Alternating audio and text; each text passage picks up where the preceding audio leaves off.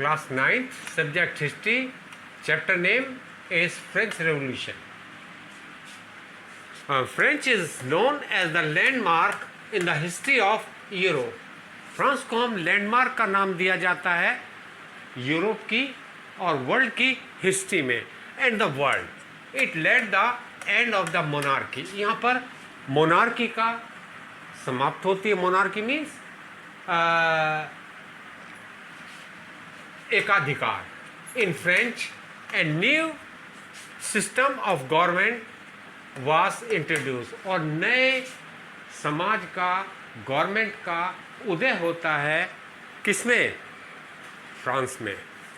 The declaration of the right of man and the citizens during the French revolution announced the coming of new era. और ये बदलाव जो France में हुआ है, ये पूरी दुनिया का नया बदलाव कहलाता है. इसे नए युग का टाइम नाम देते हैं.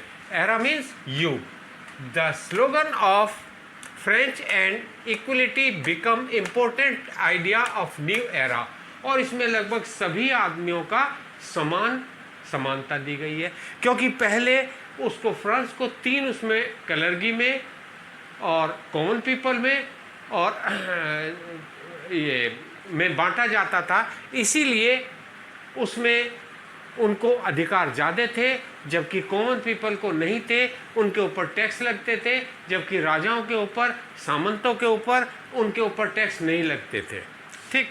अब नया first topic, French society during the late of 19th century. France का समाज 18वीं शताब्दी में first in 1774 Louis 16 of the Bourbon family become the king of French. 1774 में लुइस 16 बर्बन फैमिली से बिलोंग करते थे. ये राजा बने फ्रांस के. ही वॉज 20 years old और ये लगभग 20 साल के थे. And married the Austrian princess. और इनकी शादी हुई थी ऑस्ट्रिया की राजकुमारी मैरी एंटोनिया से. ठीक है, इसका प्रोनाउंसिएशन है Marie Antonia. When he become the ruler, जब ये रूलर बने, he found an empty treasury. और जिस समय ये राजा बने उस समय वहाँ का कोष बिल्कुल, ट्रेजरी खाली थी. Treasury become years of war, क्योंकि उस समय ज़्यादातर लड़ाइयाँ हो रही थी और वो लड़ाइयों में वर्ल्ड वार में इन्वॉल्व थे. He maintain of palace of Versailles. और उन्होंने वर्साइल के जो महल था उसको मेंटेन किया. Also added to the problem, लेकिन ये इनके लिए और भी प्रॉब्लम पड़ गई. Louis 16 help the 13 American colonies. और लुइस 16 ने जो अमेरिका के ऊपर उसकी 16 कॉलोनी थी टू गेन देयर इंडिपेंडेंट. उनको उसको आज़ाद करना पड़ा फ्रॉम द कॉमन एनिमीज, क्योंकि उसका एनिमीज ब्रिटेन था. Due to this resolution create French government to meet its regular. और ये सब काम लगातार चलता रहा. 10% इंटरेस्ट ऑफ लोन. और इसके बदले में उसे लगभग 10% लोन प्रोवाइड करना पड़ा. It is difficult for French. जबकि वो फ्रेंच के लिए बहुत ज़्यादा कठिन था. क्यों? क्योंकि ट्रेजरी एम्प्टी थी. Expensive such as maintain of army, क्योंकि मेंटेन करने के लिए आर्मी को पैसा खर्च होता था. उसके खाने पर, कपड़े पर, उसके रहने पर खर्चा. ऐसे ही कोर्ट के ऊपर भी यही खर्चा होता था, जबकि उस फैमिली में पैसा नहीं था. यानी कि उस समाज जो गवर्नमेंट थी वो पूरी तरह से खाली पड़ी थी. Next topic, social status of French society in 18th century. In 18th century, French society was divided into 3 estates. यहाँ स्टेट नहीं है, STAT, स्टेट माने राज्य, ESTAT, स्टेट माने province. The first state that is clergy. First state को हम कैलर्गी कहते हैं, जो राजाओं से बिलोंग करती थी, रॉयल फैमिली से बिलोंग करती है, उसे हम कैलर्गी का नाम देते हैं। Member of this state has vast land and wealth. इस के सदस्य जो कैलर्गी से बिलोंग करते थे, उनके पास बहुत ज़्यादा ज़मीनें, धन, संपदा। They were expected from paying tax, और वो टैक्स देते थे, and enjoy the certain privilege of birth, और उन्हें वो सारी सुविधाएं मिलती थी जो राज्य की तरफ से, जो उन्हें सिंस बर्थ से मिलती थी। जब से वो पैदा होता था तब से उन्हें वो सारी सुविधाएं प्रोवाइड होती थी। Second state that is noble. Noble कहते हैं सामंत, जो राजाओं से नीचे होते हैं। पहला वाला हेरिडिटी आता है, दूसरा वाला एस्टेट आता है, दूसरा वाला नोबल आता है। ये सामंत होते थे, जमींदार होते थे, बड़े बड़े लैंडलॉर्ड होते थे। Member of this state also enjoyed privilege by birth. इनको भी सारी वो सुविधाएं मिलती थी जो ऊपर वाले कैलर्गी से मिलती थी, राजाओं को मिलती थी। नोबल को भी वो सारी सुविधाएं सिंस बर्थ से, जब से पैदाइश होती थी, जन्म से लेकर उन्हें प्रोवाइड होती थी। एग्जेम्प्टेड पेइंग टैक्स, वो टैक्स करते थे। They enjoy feudal privilege such as extension of the feudal due from the payment. ठीक है, वो पेमेंट करते थे। अब a third state, remaining population such as businessman. दूसरी पॉपुलेशन कौन सी होती थी? जैसे बिजनेसमैन, मर्चेंट, लॉयर, किसान, पीजेंट कहते हैं किसान, आर्टिशन, जो जैसे कोई भी आर्टिशन हम किसी को भी कह सकते हैं। जैसे कोई कारपेंटर है, it is also artisan. Doctor है, इट इज़ ऑल्सो टीचर है, it is also artisans. And यानी कि जो अपने काम में निपुण होता है, परफेक्ट होता है, उसे हम आर्टिशियन कह सकते हैं। आर्टिशियन लैंड लेस लेबर, वो और लैंडलेस लेबर जिनके पास ज़मीनें नहीं थी, नौकर थे, etcetera, are include in this state. इस स्टेट में इसको इंक्लूड किया जाता था। The church took taxes called tithes, और चर्च जो टैक्स लेता था उसको हम थेटीज का नाम दिया जाता था। फ्रॉम पीजेंट, केवल वो पीजेंट से लेता था, टैक्स लेता था पीजेंट से, किसानों से वसूल करता था टैक्स। कौन? Church. All member of third state paying tax to state, वो सारे स्टेट को पेइंग टैक्स करते थे। They include taille of direct, और वो डायरेक्ट टैक्स होते थे, उन्हें पेमेंट करना ही पड़ता।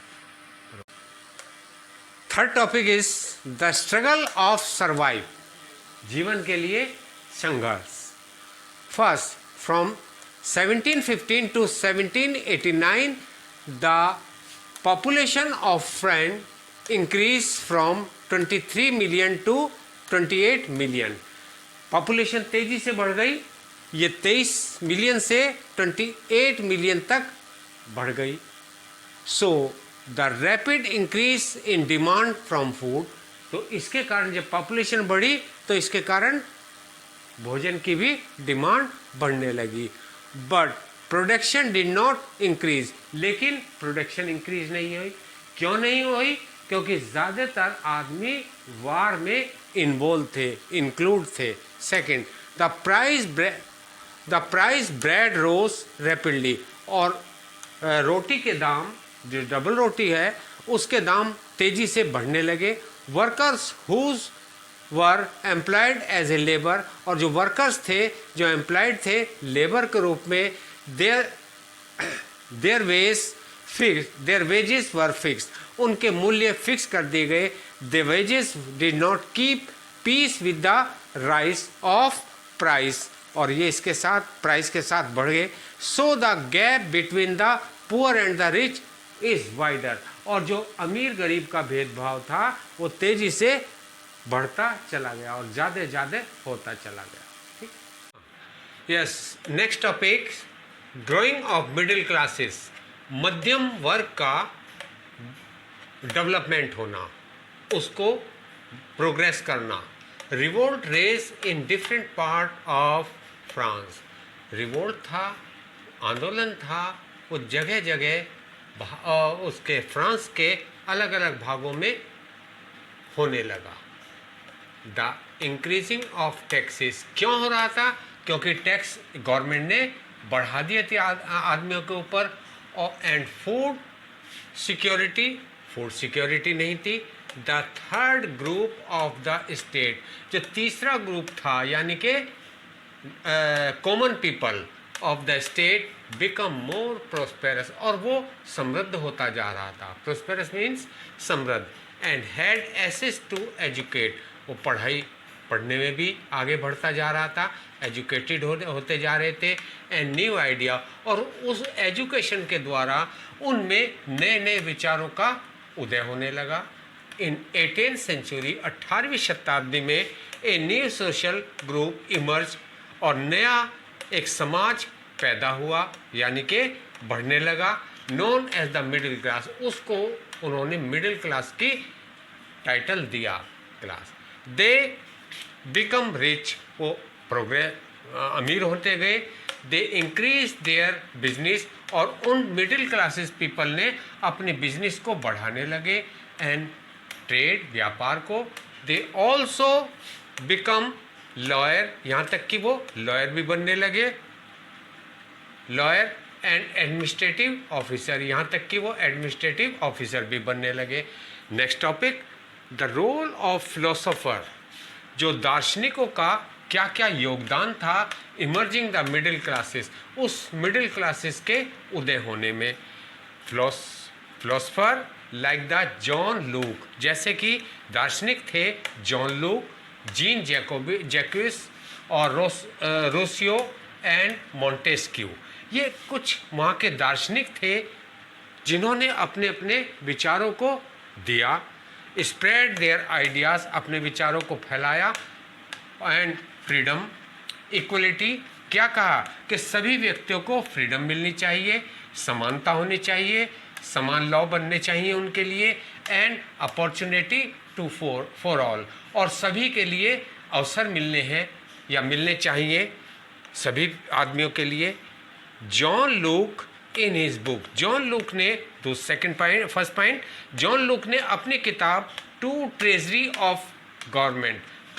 गवर्नमेंट में criticise the doctrine of the divine, ये जो विभेद है तो सोसाइटियों का तीन में बांटने का, उसका विरोध किया, उसका अपोज किया। And absolute right of monarchy, और उन्होंने कहा कि मोनार्की को बिल्कुल समाप्त होना चाहिए।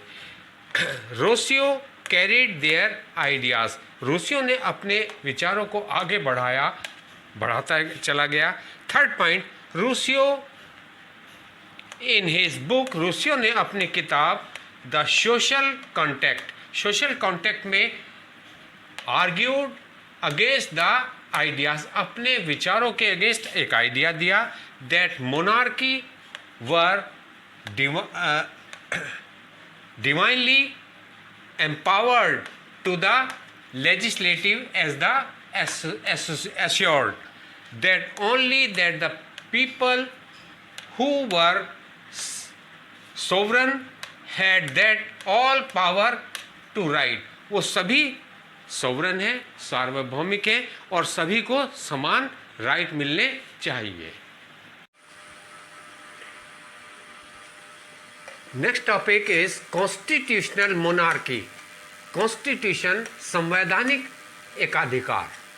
इन 1791 the draft of the constitution was completed, drafting constitution का समाप्त हुआ, कंप्लीट हुआ बाय 1791 में बाय द नेशनल असेंबली के द्वारा। इट्स मेन ऑब्जेक्ट, इसका मुख्य उद्देश्य था, was to limited the power of monarchy, monarchy की पावर को कम करना, लिमिटेड करना। The power was separated, that is legislative. अब इस पावर को सेपरेट कर दिया गया, लेजिस्लेटिव के द्वारा, एग्जीक्यूटिव के द्वारा एंड जुडिशरी के द्वारा। Thus France become the constitutional monarchy. अब फ्रांस में संवैधानिक एकाधिकार बन गया। The constitution of, next topic, the constitution of 1971। National assembly बनी, इलेक्टेड इनडायरेक्टली, इसको इलेक्ट किया जाता था इनडायरेक्टली वोट के द्वारा, with the power by the constitution of 1791। 1791 के संविधान के द्वारा। To make laws, the electorate visited by citizen choose by the assembly, और इसको इनडायरेक्ट रूप में चुना जाता था। ओनली दो सिटीजन, वही सिटीजन इसमें भाग लेते थे who acquire the status of active, जो एक्टिव सिटीजन थे वर एंटाइटल्ड, इसमें शरीक किए जाते थे टू वोट के लिए।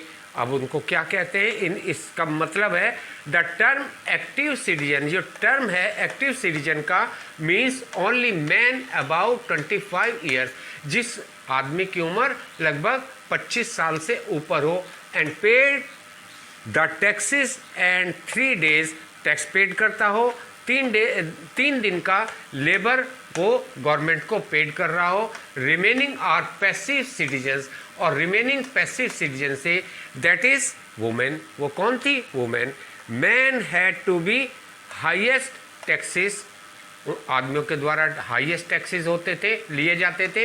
If he wanted to qualifying as an elector and subsequently as a member of the assembly, और वही इस मेंबर हो सकता था इस असेंबली का। Evolution of monarchy, next topic, monarchy का समाप्ति। Louis 16 elected into the secret deal. Louis 16 ने एक सीक्रेट डील करी राजा के साथ पर्शिया के। The development in France become a cause of worry, और जैसे जैसे डेवलपमेंट होता जा रहा था फ्रांस में, उससे पड़ोसी देश बहुत ज़्यादा चिंतित थे। ठीक, the events in 1789 a incident happened, और 1789 में एक इंसिडेंट हुई। War was declared against the Persia, एक लड़ाई शुरू कर दी, डिक्लेयर कर दी पर्शिया के अगेंस्ट एंड ऑस्ट्रिया के against. People were against the king, आदमी ज़्यादातर राजा के विरुद्ध थे। Evolution 10 and provinces to join the army, और इस प्रकार आर्मी को तैनात कर दिया गया। Marseillaise compose by the poet, और वहाँ के एक पोएट ने एक रॉबर स्पायर था, उन्होंने एक नेशनल एंथम कंपोज किया। And now the national anthem of France was run among the others Nations, और वो नेशनल एंथम दूसरे नेशन में, राज्यों में भी प्रचलित हुआ फ्रांस के। Practice song by the volunteers for the first time, जब वो पहली बार बजा सारे प्रोविंसेस में एक साथ। Mainly less people prosperous section, ज़्यादातर जो प्रोस्पेरस समृद्ध व्यक्ति थे या समृद्ध सेक्शन था समाज का, सोसाइटी का, of the society. Small shopkeeper, वो कौन थे? छोटे दुकानदार। Artisan such as shoe maker और poultry maker, pastry cookers, watchman, daily wages workers and servant, ये उसके मेन वो थे, सदस्य थे। Were the member of the Jacobin club, वो जैकोबिन क्लब के मुख्य सदस्य थे।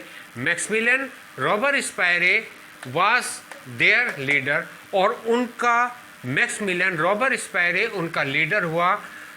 The club members wearing social special type of cloth, जो मेंबर थे क्लब के वो एक स्पेशल टाइप ऑफ क्लोथ पहनते थे, उनके कपड़े थोड़े अलग तरीके के होते थे। दे वोर नी ब्रीचेस, ज़्यादातर वो घुटने वाली तक पैंट पहनते थे या ड्रेस पहनते थे। Such people came to be known as sans culottes, उन आदमियों को सेंट क्लोटर्स के नाम से जाना जाता था। Man were wear the red cap, आदमी ज़्यादातर लाल टोपी पहनते थे। विच सिंबलाइज द लिबर्टी, जो किसका सूचक था? स्वतंत्रता का सूचक था। ऑन 21 सितंबर 1792 में न्यू असेंबली वाज इलेक्टेड, नई असेंबली इलेक्ट हो गई या करी गई। एंड ऑफ मोनार्की, और इसके बाद मोनार्की का समापन हुआ। Louis 16 was sentence to death, और उसके बाद लुइस 16 को मृत्युदंड प्राप्त। Next topic, the reason of terror, important है। आतंक का समय, पीरियड फ्रॉम 1793 टू 1794, 1793 से 1794 तक का पीरियड टेरर का कहलाता है। Is referred as the reason of terror in France, France में Robespierre followed the policy of sub control and punishment, उसने कंट्रोल की पॉलिसी को अडॉप्ट किया और पनिशमेंट की पॉलिसी को अडॉप्ट किया रॉबेस्पियर ने। मैनी पीपल वर अरेस्टेड, बहुत से पीपल अरेस्ट किए गए। वो कौन थे? जो ऊंचे पहले और दूसरे वाले रीजन के थे, यानी कि कलरगी और king noble. They include all those people who were considered enemies, वो सब इसमें इंक्लूड किए गए जो इसके दुश्मन थे। किसके? इनके जैकोबिन क्लब्स के, दैट इज एक्स नोबल, वो थे क्या? Ex noble, clergy and member of political parties, और पॉलिटिकल पार्टीज के मेंबर। If court found them guilty, अगर कोर्ट के द्वारा इनमें कोई गलती पाई जाती थी, they were guillotined, government made laws, तो इनके लिए गवर्नमेंट ने कानून बनाए। मैक्सिमम वेजेस का price, meat and bread were sentenced by yet the price fixed, और इन सब के प्राइस को बढ़े हुए थे उनको फिक्स कर दिया बाय द गवर्नमेंट के द्वारा। They use the expensive white flour were forbidden, और जो अच्छा आटा होता था, अच्छे गेहूं का आटा होता था, उसको छिपा दिया जाता था। People were force to eat the plain bread, और यहाँ तक कि आदमी को मजबूर होकर एक साधारण ब्रेड को खाना पड़ता था। All French man and women, सारे फ्रेंच के आदमी औरत वर कॉल्ड क्लोटेंस, ये क्लोटेंस या सिटीजन का नाम दिया जाता था। चर्चेज वर शट डाउन, और चर्चों को बंद कर दिया गया। And their building change into barrack, और उनकी बिल्डिंगों को बैरिक में बदल दिया गया या ऑफिसेज में चेंज कर दिया गया। इन जुलाई 1794 में Robespierre was convicted by the court, और इसको अपराधी करार दिया गया कोर्ट के द्वारा 1794 में। ही वाज अरेस्टेड, अब उसको अरेस्ट कर लिया गया। And next day was sent to be glitters, और उसको बाद में ग्लिटर्स के लिए भेज दिया गया। France ruled by dictator. After the fall of Jacobin club, जैसे जैसे जैकोबिन क्लब समाप्त होता जा रहा था, हो गया था, the middle classes seize power, उनकी मध्यम वर्ग की पावर को सीज कर दिया गया। एक कॉन्स्टिट्यूशन वाज इंट्रोड्यूस, और एक कॉन्स्टिट्यूशन को इंट्रोड्यूस किया गया which denied vote to non property society. उसमें यह तय किया गया कि जो जिनके पास प्रॉपर्टी नहीं है वो भी वोट डालने के अधिकारी हैं। It provide for 2 elected legislative, और 2 इलेक्टेड लेजिस्लेटिव काउंसिल्स बनाई।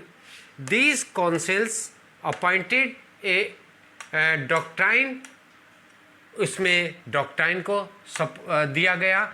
Any executive made up by 5 members, और इस एग्जीक्यूटिव में 5 सदस्य थे।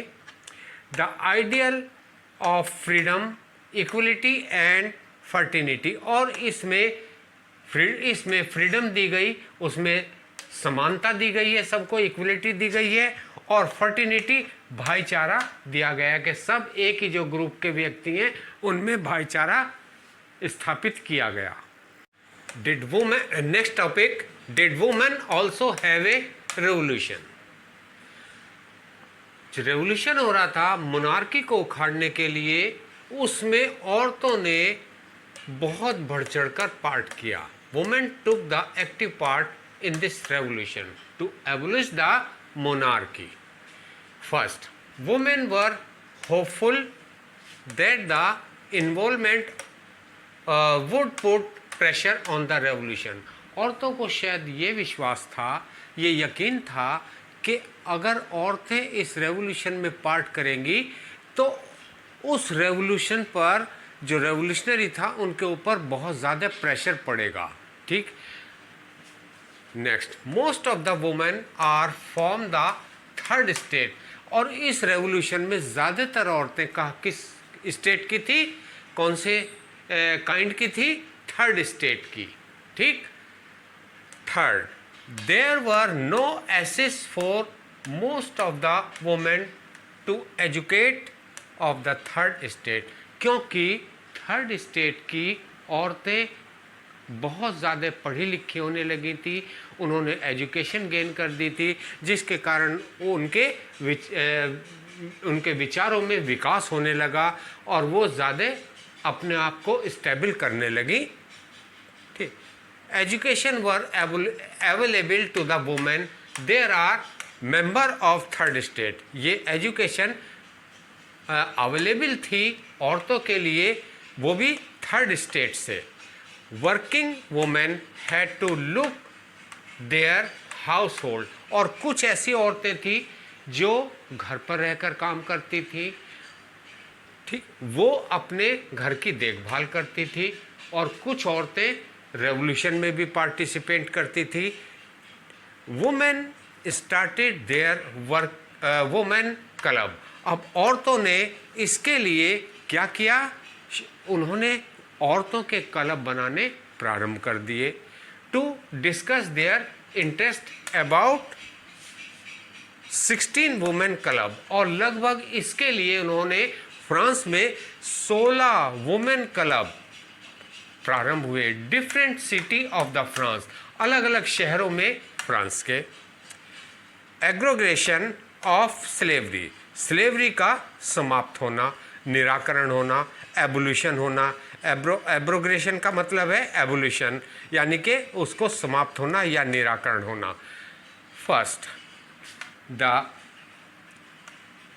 एबोल्यूशन ऑफ स्लेवरी, जैसे जैसे एबोल्यूशन हुआ, समाप्ति हुई स्लेवरी की, गुलामी की। इन फ्रांस में two is one of the most revolutionary social reform. वो किसके द्वारा हुई, रेवोल्यूशनर सोशल रिफॉर्मर के द्वारा, जो विस्फोटक विचारधारक थे उनके द्वारा, बाय जैकोबिन क्लब। कौन सा था वो, जैकोबिन क्लब। किसमें, फ्रांस में। Second point, trade relation increase, और व्यापारिक संबंध बढ़ने लगे इन डिफरेंट पार्ट, अलग अलग भागों में। ड्यू टू दिस, इसके कारण शॉर्टेज ऑफ लेबर की, मजदूरों की कमी दिखने लगी। ट्रेंगुलर, अब इसके लिए उन्होंने ट्रेंगुलर वो व्यापार शुरू किया, किसका? स्लेव का, क्योंकि वहाँ पर लेबर की कमी थी, तो वो लेबर की कमी वो विदेश से यानी कि अफ्रीका से जो निग्रोज थे उनको खरीद के लाते थे, उनको गुलाम को वो बेचते थे। तो ट्रेंगुलर स्लेव ट्रेड, जो त्रिकोणीय स्लेव ट्रेड हो रहा था बिटवीन यूरोप में, अफ्रीका में और अमेरिका में, ठीक। यूरोप में, खास तौर से यूरोप में इंग्लैंड में है, इंग्लैंड से शुरू हुआ। इसके लिए रानी एलिजाबेथ कुछ टैक्स लेती थी, ठीक है। अफ्रीका से वो आते थे और उसके बाद वो यूरोप और अमेरिकन देशों में भेज दिए जाते थे या बेच दिए जाते थे, ठीक। क्योंकि वहाँ पर वर्कर की बहुत ज़्यादा कमी थी और वर्कर की कमी को पूरा करने के लिए वो विदेशों से, बाहर से, अफ्रीका से गुलाम लाए जा रहे थे। Due to problem of labour shortage, क्योंकि प्रॉब्लम हो रही थी लेबर की। आफ्टर द लॉन्ग डिबेट, अब इसके बाद कुछ लोग वहाँ पर जो समाज सुधार थे वो इसको अपोज करने लगे स्लेव ट्रेड का, क्योंकि आदमी के ऊपर अत्याचार करने लगे। तो इसके लिए कुछ लोगों ने असेंबली में इस डिस्कशन किया, नेशनल असेंबली में। इन 1848 में द स्लेव ट्रेड वाज एबोलिश्ड, और उसके बाद स्लेव ट्रेड धीरे धीरे समाप्त होता गया फ्रांस की कॉलोनी से। Yes, next topic and last topic of this chapter, everyday life and the revolution, रोजाना का जीवन और उसके साथ साथ रेवोल्यूशन।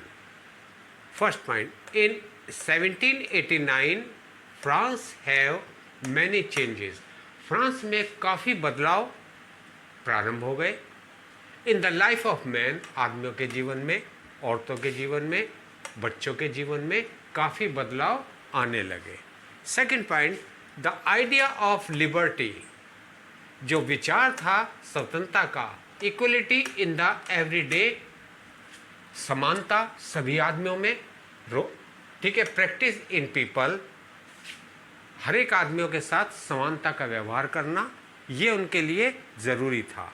एबोलिशन ऑफ सेंसरशिप, और सेंसरशिप को समाप्त कर दिया गया। सेंसरशिप कहते हैं कोई भी चीज़ अगर लिखी जाती है, छपी जाती है, पेपर या न्यूज़पेपर छपे जाते हैं तो पहले उसको गवर्नमेंट को दिखाया जाता था, लेकिन अब उस चीज़ को ख़त्म कर दिया, उसको सेंसरशिप कहते हैं, कि उसको ख़त्म करके अब उसको फ्री कर दिया कि कोई आदमी कुछ भी छाप सकता है, लेकिन गलत चीज़ें नहीं, ठीक है। Evolution of censorship in summer 1789 में समाप्त कर दी गई। ऑल रिटिन मटेरियल, जितने भी रिटिन material and the cultural activity, रिटिन material होते थे, कल्चरल एक्टिविटी होती थी ऑफ ओल्ड रिजीम, जो पुरानी वो व्यवस्था थी उसको निष्पक्ष रूप से करने के लिए, रिजीम कहते हैं जो व्यवस्था है निष्पक्ष रूप से कोर्ट के द्वारा की जाती है उसको कहते हैं, कुड बी पब्लिश्ड, उसको जारी किया गया। Declaration of the right of citizen, और मानव अधिकार दिए गए आदमियों को, नागरिकों को। Now proclamation of freedom to speech of national right, और आदमियों को बोलने का अधिकार था। पहले आदमी जो स्वतंत्र रूप से नहीं बोल पाते थे उनको अब पूरा राइट दे दिया गया बोलने का, ठीक। Third, freedom of press, press को छापने की आज़ादी हो गई। By this people could group and identity with ideas such as liberty, और ये लिबर्टी का सबसे बड़ी उनको उपलब्धि थी।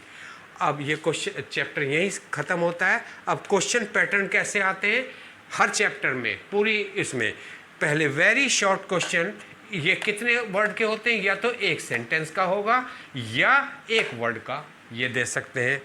शॉर्ट क्वेश्चन केवल 30 वर्ड से ज़्यादा नहीं होने चाहिए, ठीक है। Long question about 100 words and about 100 word या 120 वर्ड, ठीक है। मैप वर्क भी इसमें इंक्लूड है।